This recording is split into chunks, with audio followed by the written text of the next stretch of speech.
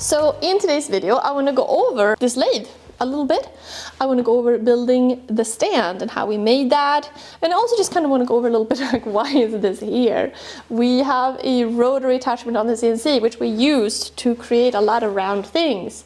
So why is this here? Why has this become an addition, a necessary addition in this workshop? So I'm currently in the process of sanding these spinning tops. So this is a product that we offer in our shop. It's something that we've been tinkering with for some time now. I look at this as a kind of an adult, like mind-focusing tool, something you keep on your desk and take for a spin when you get a little tired or unfocused. And we made a beautiful little dish that it comes in, and it comes in a box. Anyway, I cut these out on my CNC machine. I don't actually cut them on my lathe right here. Obviously you could. However, the thing I like about the CNC machine is that I can design these in software, I can tweak it, and then I can get it exactly the way I want it on the machine, and I can repeat it multiple times, right? So super cool for a product. Okay, why would you need a lathe? This does not spin fast. I mean, this has a lot of torque. This moves slowly, like from all directions, but it doesn't spin fast. But when it comes to sanding and finishing work, I wanted to get a lathe because in the process of working on this product, I realized that once these come off the machine, they need quite a bit of sanding. In terms of a spinning top, everything comes down to balance. In other words, it means sanding. It needs to be smooth. It can't have these imperfections. Look at this.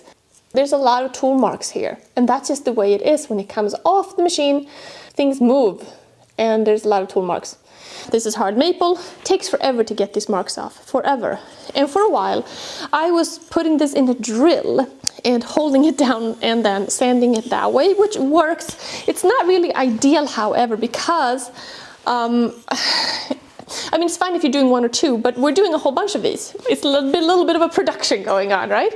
So then I was thinking, okay, what I really need is something that spins fast. Something where I can mount this very securely in and then spin it fast. Well, when I was using a drill, I actually cut this off and put this directly in the chuck, in the drill. But since then, I have kind of altered the way that we are doing these spinning tops. I have a tenon here that is now cut. I actually turn it on here beforehand, and then I cut these blanks on the CNC, I get my design, and then I bring it back to the lathe to sand it here. Because that is the key right here. The lathe is a wonderful tool when it comes to sanding and finishing. And I love this machine because you can control the speed. There's, actually 3 different settings here. There's a fast, medium, and a slow. But then within that setting, you can also control the speed. So it's really great from that point of view. So anyway, that's why I wanted a lathe in the shop. In terms of size, this stand is 27 by 41 inches and 30 inches high. Now, how high you make this obviously depends to some degree on how tall you are, right? Okay, so first of all, let's start with cutting up some wood. For this build, we're using 2x4s and plywood, so classic shop furniture. So we need to connect the frame together. This is one of the sides.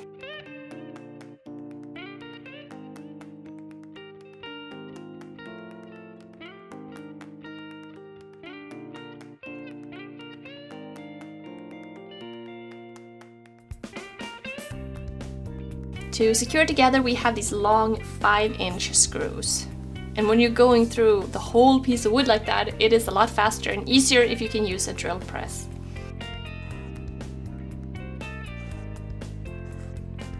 So now we have all the pieces pre-drilled and ready to assemble. And basically we're building a frame, or 2 frames really, one for each side. And that's the basis of this unit.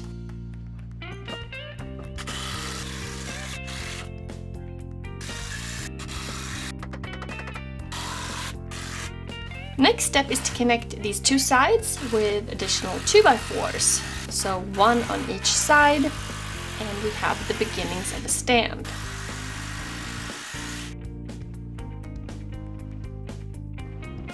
For the walls and sides, we need plywood. This is some pretty basic 3/4 inch plywood we had on hand, nothing fancy.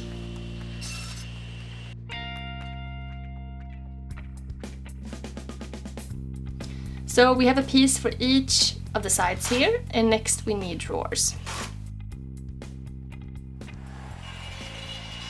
Now, since we have a CNC machine in the shop, might as well use that for the structure of these drawers. To design, I'm using the software Aspire by Vectric. So we have an inset box joint style, I guess you can call it. I like this design. We've used this design a lot for a lot of different drawers and stuff. And it's nice because everything fits together and you don't need to use any metal hardware.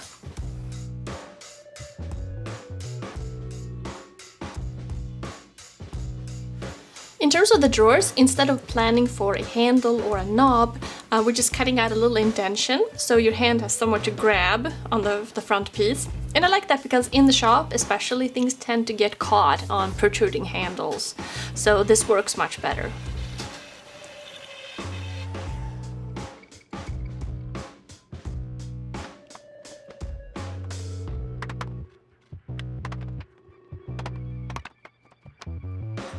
Then it's simply a matter of gluing this together. Now, this is not high quality plywood, and for a build, especially when you cut drawer parts out of the CNC, that's not ideal because small sections can chip off, etc. It can be a bit annoying. So I mean, if you have Baltic birch or a higher grade plywood on hand, I would use that. However, I also think you have to use what you have on hand, right? And work with that, so.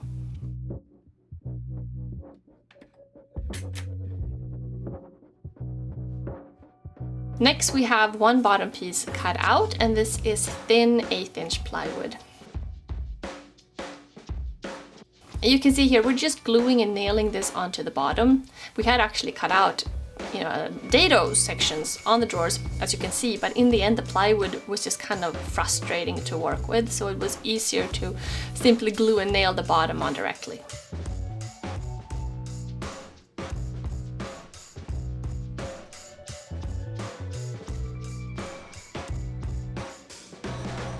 Next up, drawer slides.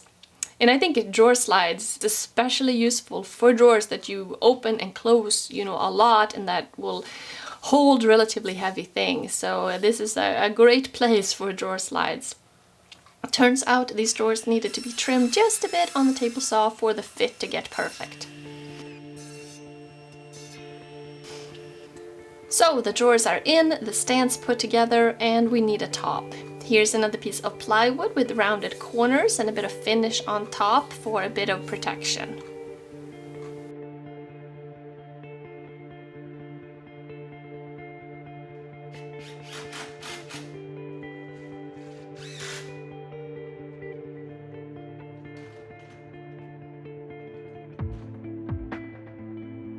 So we have the lathe on top, so it's a good size for this. We can move the lathe depending on where you need it, and you have a good amount of storage for different things. When it comes to making a lathe stand, there's a couple of things that I think are important to just kind of keep in mind. First of all is the height. When it comes to other stands, it doesn't much matter how high they are, but in terms of a lathe, you want it to be comfortable to stand. So, I mean, for example, take out a tool. I want to be able to stand on my tool rest and have like my arms in a comfortable 45-degree posture. I am 5'8", so this works quite well. There's some flexibility there. Then we have wheels. You can bring it out. And if you have someone left-handed who wants to use it from the other side, this lathe here has a reverse on it as well, so you can change the way it's spinning. You have more flexibility in that sense. Let's see what else. Well, I obviously think storage is kind of a big deal. I wanted a smaller benchtop lathe here because I was thinking that it would make more sense to be able to utilize the space underneath for storage. And then the other thing is, of course, you want it to be pretty sturdy, especially if you are turning something heavier on it. It's nice if it's really sturdy, so nothing moves around too much. We have this kind of ledge here and here. I wanted to be able to go all the way in and utilize the space, which is why the base here is inset a little bit. We have a little bit of an overhang here, and that's just so we can butt this up against and kind of have it, against the wall.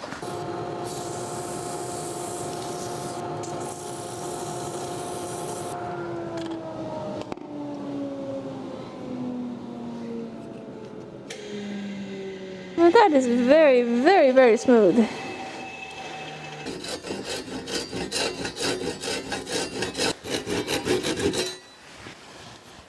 So you can see here how crisp and beautiful that is. That here is the difference. So off the machine and after sanding. And this does, look, it looks so shiny. It doesn't even have any finish at this point. So in addition to cutting the tops on the CNC machine that we sell in the shop, there's another thing we also cut that we offer in the shop, and that is screwdrivers, or like to cut screwdriver handles. And lately I've been working on making an awl as well to introduce into the shop. So this is the London style handle. And that means, of course, that you have these sides here, so this is like really grippy. So you don't want to actually sand this smooth, but it does have this part right here that you do want smooth. So for that, part, it works the same with putting this on the lathe and getting this nice and smooth, and then doing some hand sanding here to get each of these individual facets. The lathe has proven useful for that as well. Now this awl here is actually one of my favorite things lately. One of the things we've been working on is getting the top really sharp and using a good quality steel for that to happen, so the point stays nice and sharp. Currently when I'm sanding, this is the method that I am using. I really don't like sawdust. We have quite a lot of electronics in here, and the sawdust is just terrible because there's just a fine layer on top of everything. So I really try to avoid or minimize the amount of sawdust that is in here. I mean, it's kind of two things. Right now I just have this hose when I'm doing this right here, which is fine. I also wanted a stand with wheels. I was thinking that some days when it's beautiful out, you may want to just wheel this right outside, open the garage doors, and then do, sanding, and you can do wood turning out there. It's kind of fun. So, if you're curious about a spinning top, I'll put a link in the description below. You can go and check them out. We have two basic sizes. We have one that is a little bit larger and one that is a little bit smaller. You can actually kind of see it here. The diameter is quite different. These, of course, need to be sanded. And the larger one comes with a little walnut dish so that you can have it sitting on your desk, contained, and also somewhere for it to spin so it doesn't wander off as much. And we also have made these custom boxes that they come in, so like little keepsake boxes for the spinning tops to sit in when you're not using them or whatever. So anyway, you can go and check that out if you're interested.